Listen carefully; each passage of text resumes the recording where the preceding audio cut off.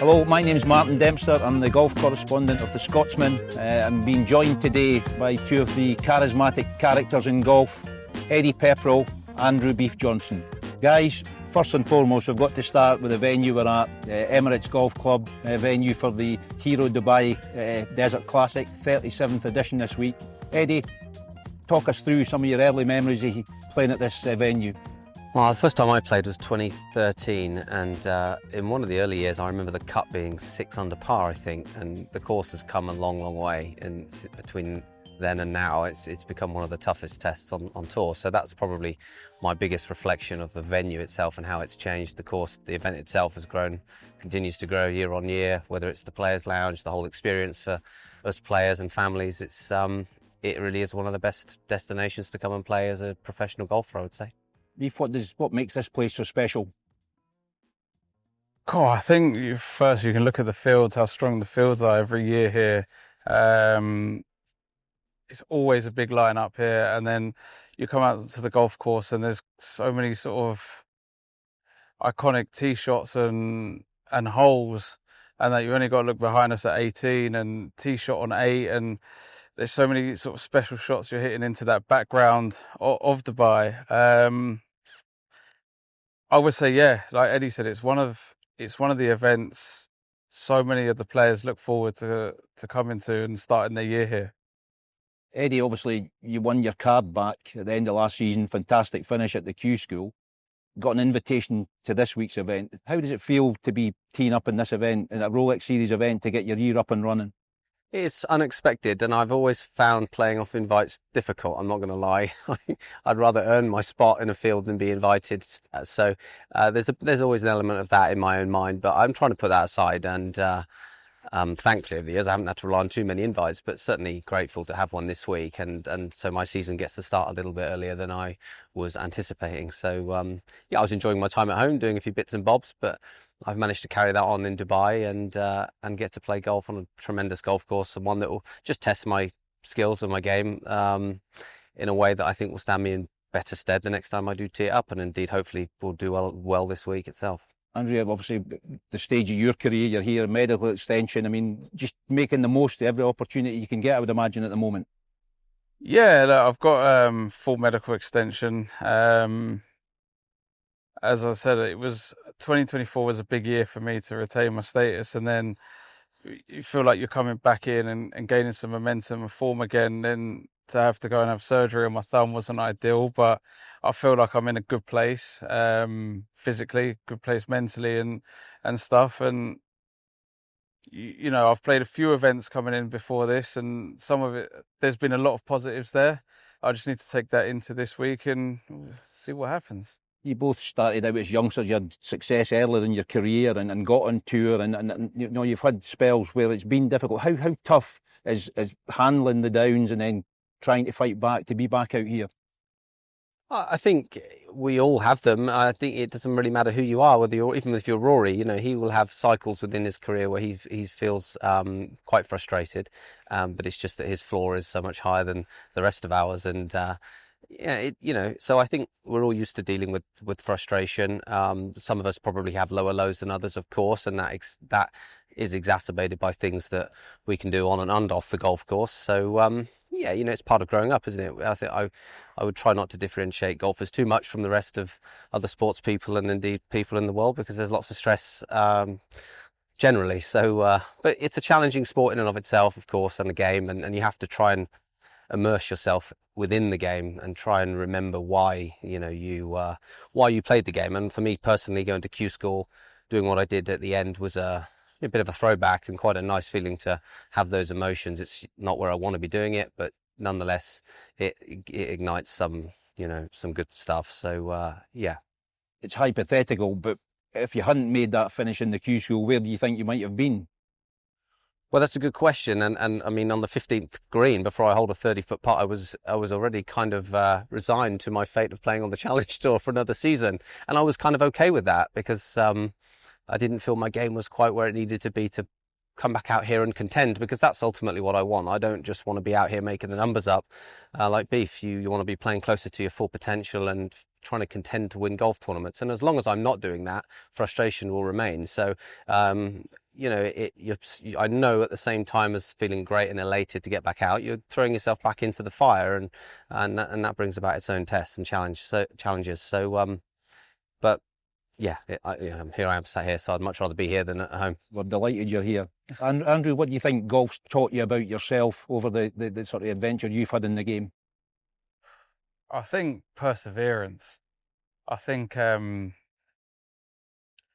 exactly what Eddie said. It's no different to other walks in life, other jobs and stuff, and you get setbacks, and you have to find a way to deal with them and move forward. And I think sometimes, we talk about that you can look into the future and the what ifs and worry about what's going to happen in the future, and trying to live in that sort of present moment. And okay, what can we do? This last sort of setback I had, I kind of looked at myself and said, well, okay, what can I do better myself to maybe prevent more injuries in the future? And and that was hopefully get a lot fitter, get a lot stronger, get more flexible, and look after my body a lot more and recovery a lot more.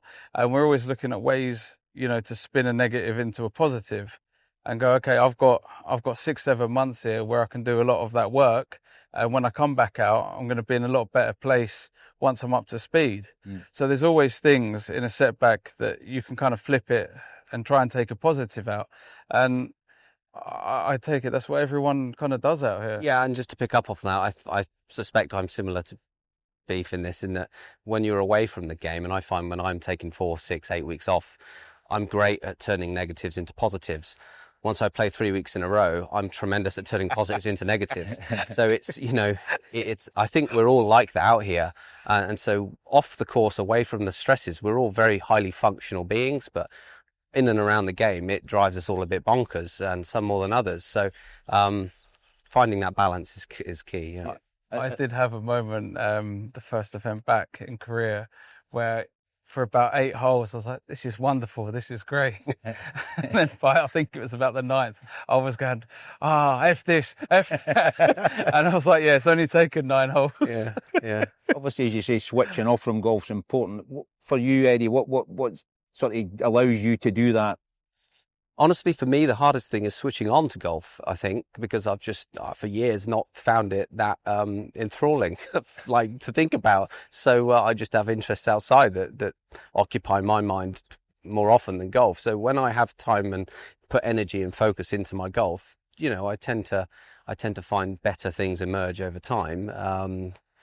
So yeah, that's maybe the bigger challenge for me, speaking quite honestly, is actually finding the passion that I once had for the game and putting the time in, speaking truthfully. Yeah. Andrew, what do you find that allows you to sort of get that balance?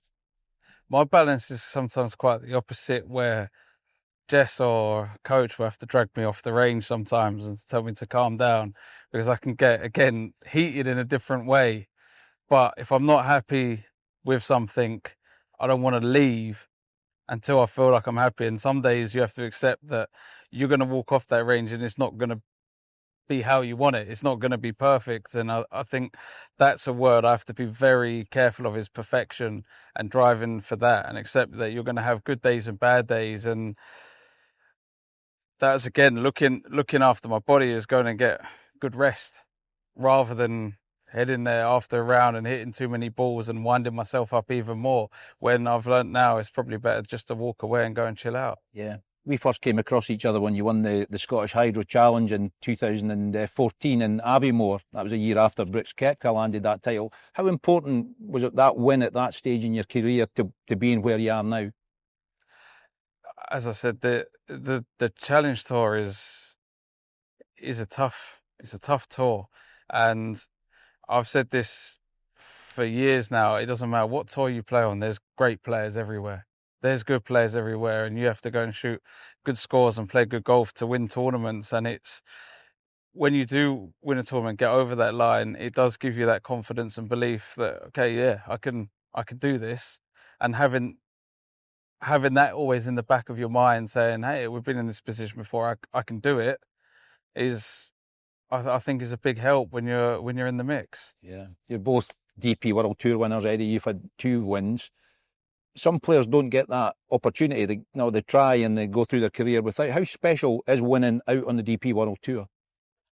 Well, it is special, of course. It took me quite a long time. I can't remember how many events, but a good few years. And ironically, when it came, it felt easier than I anticipated it would feel, actually. And so, and then once I won, the second came pretty quick soon after. So winning, you can make winning super hard, but you tend to find when you do win it, it's not as hard as it need be. But, you know, again, winning a golf tournament out here is fun. As I look back now, it's a reflection of all of the good things that you were doing at the time that culminate to create great performance. And at the time, you know, it might feel quite chaotic actually, but when you zoom out or you're further down the road and you reflect when things aren't so rosy, you recognize that there were a lot of good things happening there beneath the hood. So, but yeah, no, any win out here is a very difficult thing to achieve. Beef, your win came at Valderrama, one of the cathedral venues in golf. How special was that for you? Yeah, of course. Exactly, what Eddie said, really. It's sometimes you have them weeks and things just click, and you still feel the same sort of pressures, anxiety, whatever you feel, but the shots are just somehow easier. And maybe, you talk about people's time to win tournaments and stuff, and it was a special week for me. Well, I remember that week. Sorry to interrupt you. I remember coming off the course on the Friday. My dad was there with a friend watching, and I think I was about 10 or 11 over par. And I came off and I said, that will make the cut by a couple. And at the time, it was 3 or 4 outside of the cut. And it did. The cut went to about 12 over. And that was the year I think you won on 1 over. Yeah. It was one of the most difficult tournaments I ever remember playing. It was quite memorable. Yeah, it was. I just remember the second 2 days where it got super windy, and wind around that place is not. Well, Laurie Cantor finished par to break 90 on the second round. So he shot 89. So I mean, his career's come a long way. But that was fun at the time. You've both travelled around the world a few times in your careers. Give us a story that maybe sums up tour life.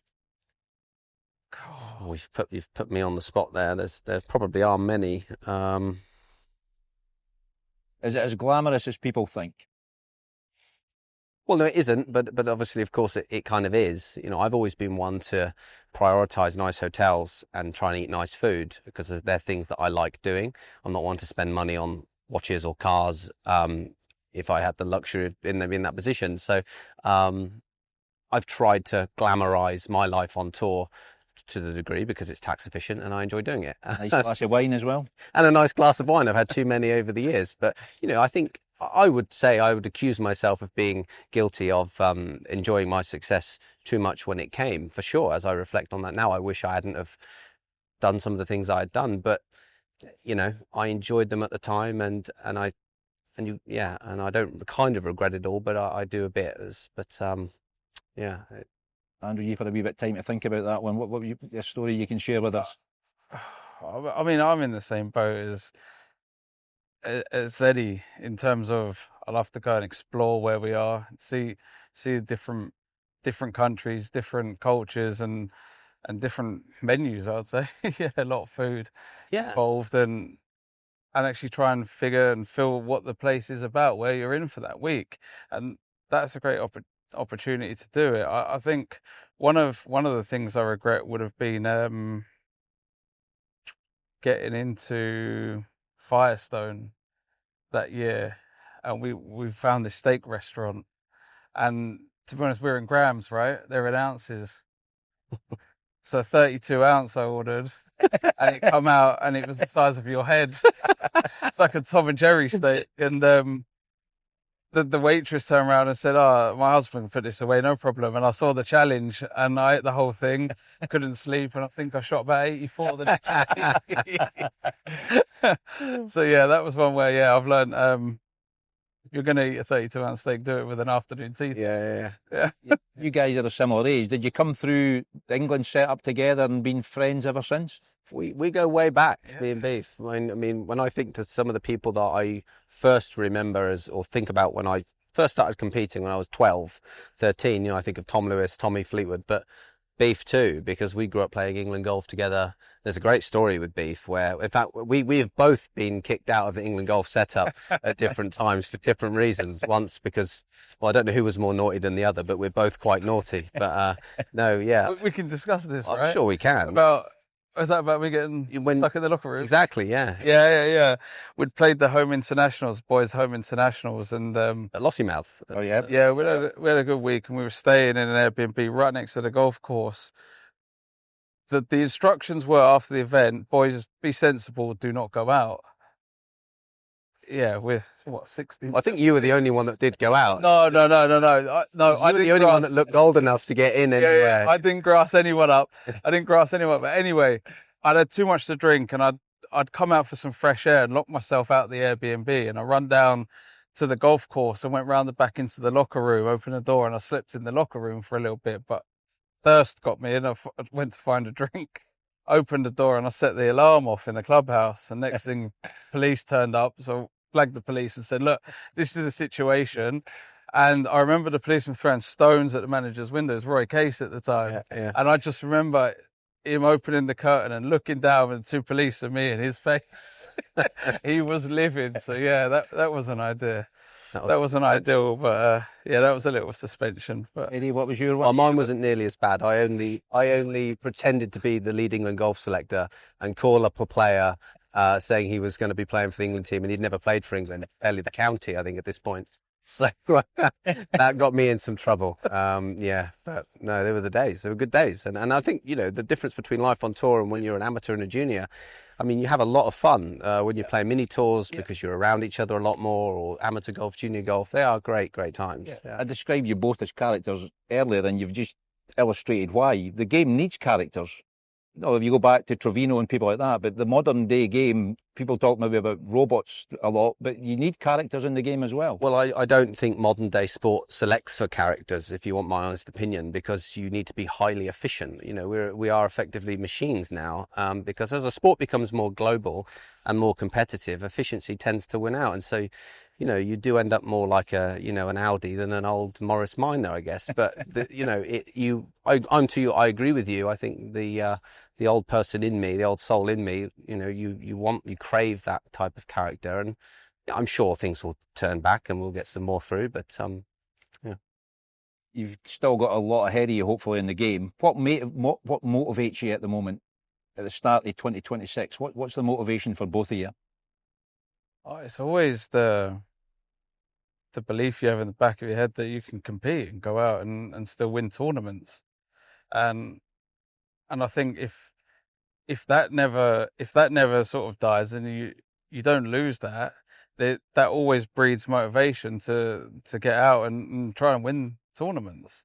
And I think you've got to have that sort of belief, and I think that's what drives my motivation to come out. I also feel like I've probably lost about 4 years of my career through injury, 4 or 5 years through injury and stuff, and want to make up that time as well.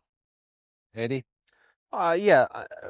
I mean, it might sound a little woolly, but for me, it is just playing better golf. I want to motivate myself through better performance and better golf, feeling as though I have more control over what's going on the golf course. So yeah, I think there are signs for me that this year could be a much better year than the ones I've had over the last couple. Although ironically, I think in 2025 there was some good stuff for me. It was just across 2 tours, and it's very difficult to make headway when you're not playing somewhere exclusively. So opportunities should be a bit there for me this year, likewise for Beef. And I think we would both hope in ourselves, and I think know in ourselves, that if there's enough opportunity present, we're both good enough players to, have good seasons and then get back on the escalator to better things. You've both got lots of experience under your belt. What's the one thing you would tell your younger self in hindsight? Beef? Just chill out a bit more. Don't take it to heart as much. I think obviously it's easy to fall into a bubble out here where golf becomes the most important thing. And don't get me wrong, it's important to all of us, and we're all trying to achieve what we want to achieve and become better golfers. But when you take a step back from it, there's a bigger picture in the world and more important things going on in the world and stuff. And it's a smaller part. And I think just having that realization every day and that perspective. I think the best piece of advice I was ever given was from Padraig Harrington, who told me and a few at a Walker Cup meet when I was an amateur that your ability to do the mundane day in, day out will determine how good you become. And I think he was absolutely spot on. The problem is that only a few years after saying that himself, he was Happy Gilmoreing it off of teeth. And so that's the problem, because you can have the knowledge and know what you need to do and still not do it, because the game pulls you and pushes you in directions that whereby you soon become quite lost. And so, I would challenge anybody to stay on the straight and narrow for 20 years. That's why I have utmost respect for the Jim Furyk's, the Sergio Garcias, the Lee Westwoods, the Rory McIlroys of the world, not just because of their elite level performance, but because of their longevity and consistency, because what that tells me is they found a way of staying on the straight and narrow for an extended period of time, which I just think is very tough to do in this sport. Yeah. Just a final one, just to bring us back to here. Some great players have won this event. Rory McIlroy, record 4-time winner. What would it mean to any player in the game to win round this golf course in this event? Now it's a Rolex Series event as well. I think the nature of the golf course, the field, the setup now makes it feel a lot more like a Wentworth or a Scottish Open. It's created that kudos amongst all of the players, and you see the names just below us on the list, and you look back over the last 10 years and all of a sudden you start to recognise, well, you go further back of course, but they're all great players. They're all world-class golfers, and I would say you can't fake it around this golf course. To win around here in this field, you're going to probably be surprising yourself with your own performance, surprising others, and you're going to have to really go and make it happen. So it's a test. Dubai's a little bit different for Aviemore. Yeah. Midges. Yeah, just stunning venue, isn't it? Stunning venue, stunning golf course. Just a treat to play here. Exactly. I couldn't word it any better than Eddie said. Don't need to say any more. Cheers, mate. Guys, thanks very much for your time, and good luck this week. Thank you, Martin. Thank you. Cheers.